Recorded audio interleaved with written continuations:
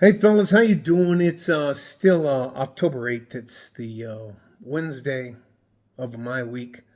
I just got text, an email, two more texts from the girl concerned, and I'm going to literally ask you guys for help. Now, it's Wednesday. On Friday afternoon, around 6:30 p.m. this Friday, the 10th.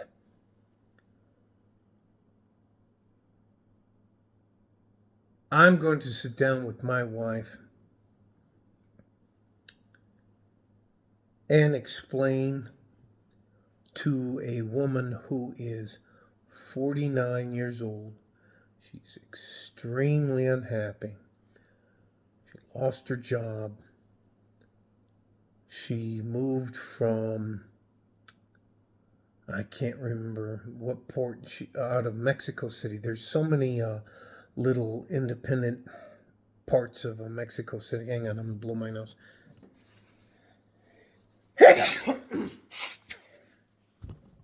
Up to Chihuahua, and Chihuahua's the state. Hang on, jeez. Juarez is the city she moved to.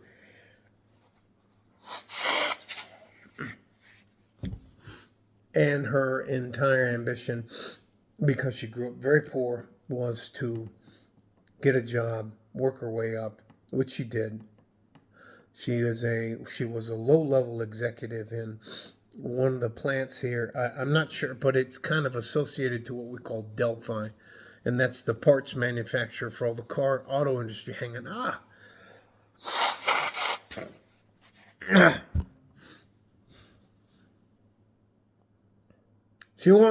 my wife wants me to talk to her about why she can't find a guy.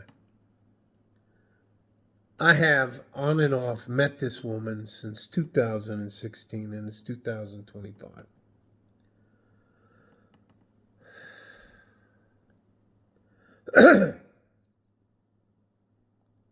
Giselle, which I don't know how, I think it's, I don't know how to translate it from Spanish to English. Giselle, they all call her Gigi, Gigi, Gigi. And when I met her in 2016, she was ruling the world.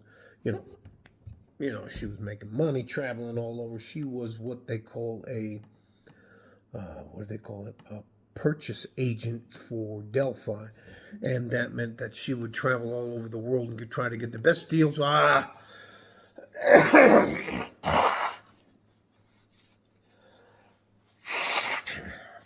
What we end up finding out is that they have AI. AI can just talk electronically across the planet all at one time to every entity across the planet. They just don't need her anymore. And she has been without a job. And the biggest problem we're talking about is she's lonely. Now, when I met her in 2016, she didn't need a man. She abandoned her family in Chihuahua. She never sent money back to them. She lived large and in charge, and she was the girl who had, when you saw her, she would talk to you like this, so she would have her watch here, or she would put her, what do you call that, purse.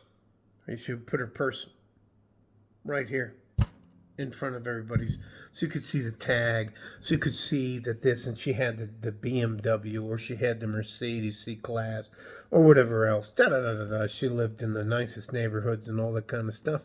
But she lived check to check. Never needed a man. I don't need a man. You can't help me. You're not doing anything for me.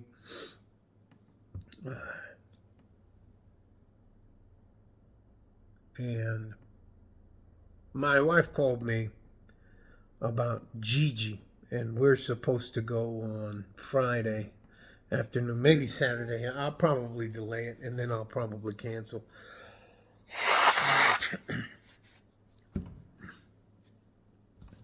You get into your 50s as a woman and you haven't figured life out and you're living check to check. To just be blunt with you, and I don't want you to think I'm being mean to you because I'm just being honest with you. Being honest with somebody is not necessarily being mean. Can you tell I'm having allergy problems? All right, so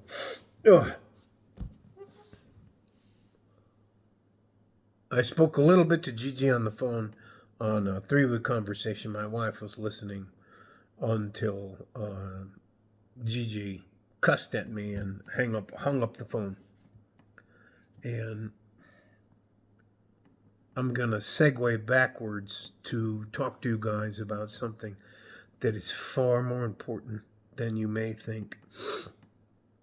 And I'm going to tell you this, and it's going to seem redundant, and it's going to seem dull and not exciting, and it's not something that you want to be talking about because it's not salacious, or it's not some sort of gotcha moment or something like that. Oh, I can't tell you.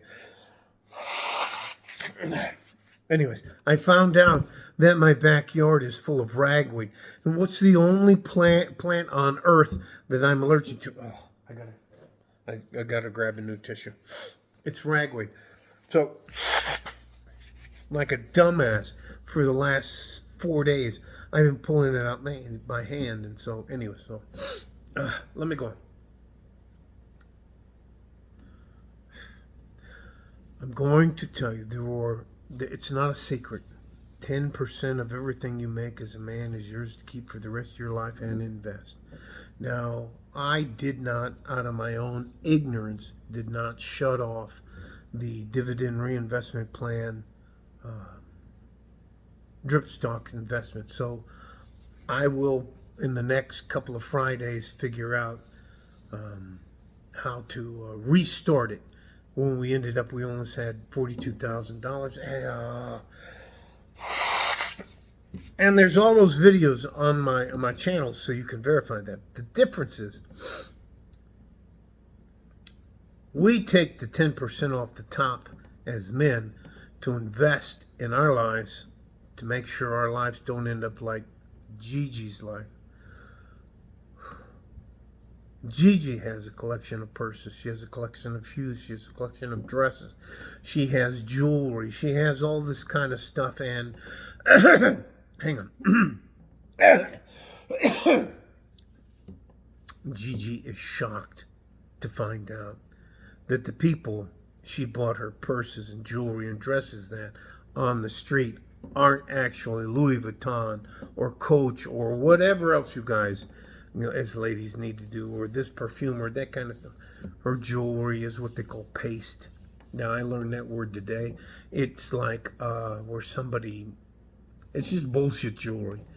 And her perfumes are, anyway, they're just, everything she has is a knockoff. But it was more important. And she was the girl when I met my future wife in 2016. She told my wife that I wasn't good enough for her and the rest of that. So, and that my wife could do better. And it is what it is. So,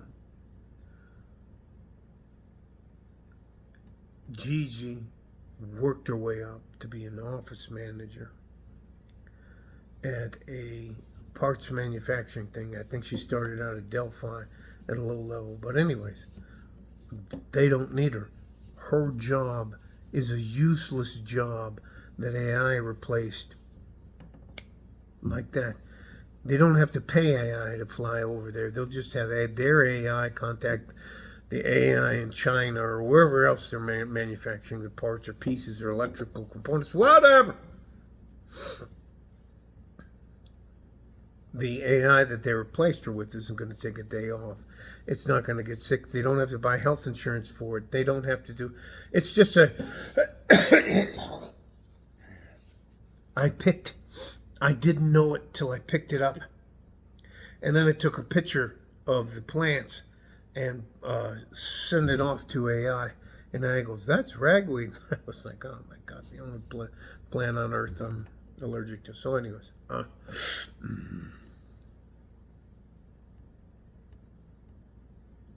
Gigi wants to sit down on Friday with Maria and I, and we need to get together to figure a way out for her.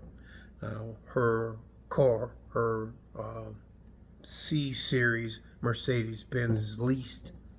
Her apartment and all that kind of stuff is leased. Her lifestyle is month to month, and she's out of money. And she wants to know what let me tell you something, what my wife and I and her are going to do about it. She has $7,200 in her checking account. She doesn't have anything in savings, but she has all these purses and boots.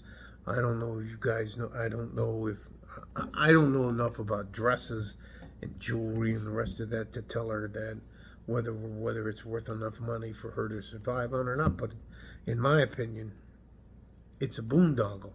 It's how they get you to slowly ruin your life over time, because you never put money away to take care of you as you get older. So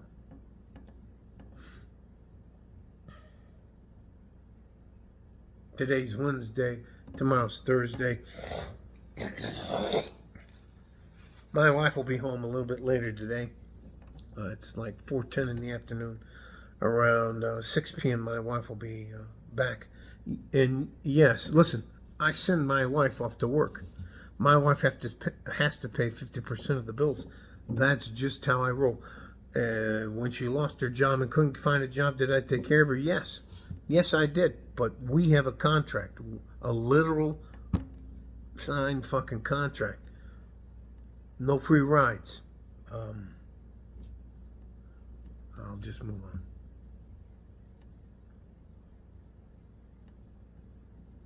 Gentlemen, I'm going to ask you to do something for me. I want you to be very wary of older women that have not. You have a right to sit down with a woman if you're going to have her in your life, and I completely agree with you if you don't want them in your life, but you have to do due diligence, check her credit, check her what she. Anyways,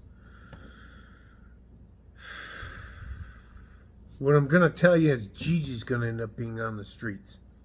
She's going to end up being either homeless or having to move back with her family. You cannot, and this is my point of the video. As a man, you cannot live check to check. You cannot live like this at your money. You're going to destroy your life as you get older.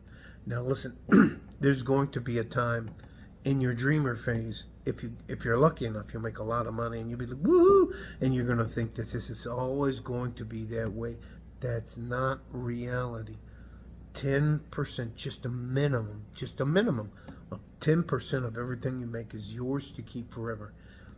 I don't mean that as a LARP or live action role playing. I don't mean that as a joke or anything else. You have to take care and make sure that your retirement phase, which is not your career phase, is properly funded.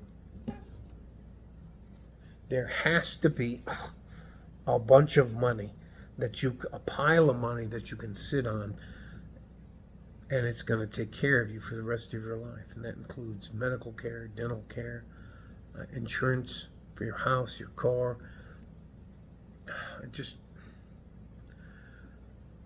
There are so many people out there that don't think about getting old.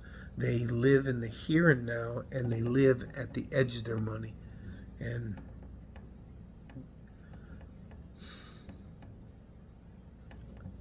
if I can help you with anything, I want you to understand this. You have to sacrifice when you're being successful. You have to sacrifice when you're successful so that if something goes wrong, you can protect yourself. That may seem reductive, that may seem unfair, it may seem like, why can't I celebrate all my successes? You can celebrate your successes by not being treated cruel as you get older. The three phases: dreamer, career, and retirement. If you take care of the first two, you won't have to worry about your third phase of life. I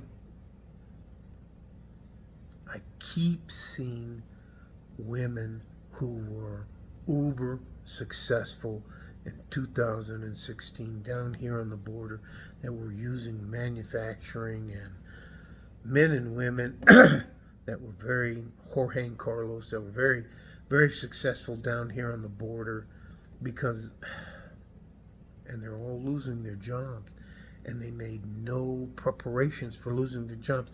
You are not entitled to employment. You have to scrimp and save to protect your future.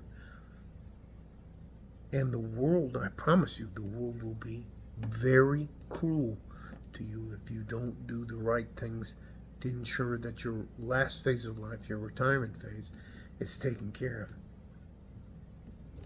of. I can't do anything really to help Gigi. It's too late for her. And they can't come live with me. You can't. It may be cruel. It may seem heartless and that. And here's the biggest problem. Here's the biggest problem. All of these people, when they're young, don't think that family is a big deal. My wife has a 500-600 deep family. There's probably 15 to 20 houses in water she can go to, and probably 80 to 100 houses she can go to and stay for a few days each time. That's the difference. And I think they're doing, I don't get into my conspiracy theory, but I think they're doing this on purpose.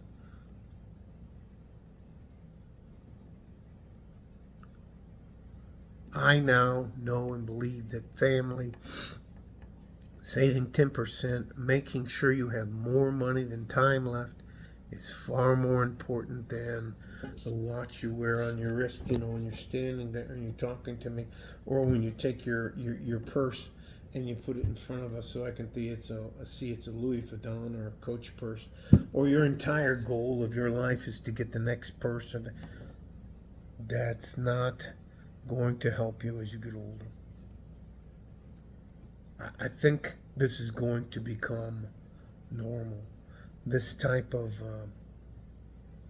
especially older women, because they